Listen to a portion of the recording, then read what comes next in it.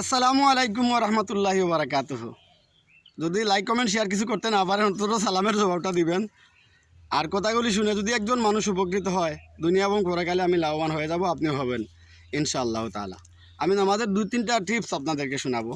একটা হচ্ছে, নামাজে আমরা তাকবীরে তাহরিমা বান্ধি, এই সময় অনেকে এভাবে হাত তুলে বা এভাবে অনেক উঁচু করে হাত তুলে, মাথা পর্যন্ত হাত তুলে। জি না ভাই, এখানে হাত তোলার বিধান হলো কাঁধ থেকে কান পর্যন্ত, কাঁধ পর্যন্ত। আল্লাহ, জি এই দেখুন, আল্লাহু আকবার।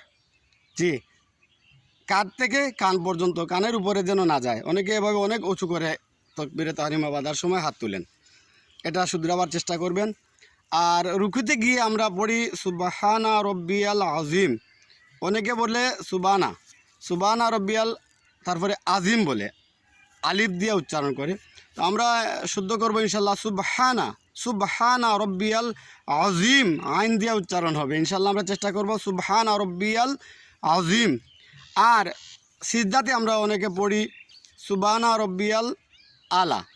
তো আমরা চেষ্টা করব সুবহানা, সুবহানা রব্বিয়াল আলা, আলা আইন উচ্চারণ করতে হবে। জি, আমরা যেন এগুলো চেষ্টা করি ইনশাল্লাহ।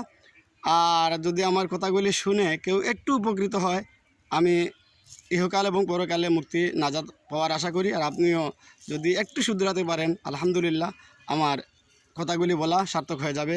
আজ এ পর্যন্তই। আল্লাহ হাফেজ। আসসালামু আলাইকুম ওয়া রাহমাতুল্লাহি ওয়া বারাকাতুহু।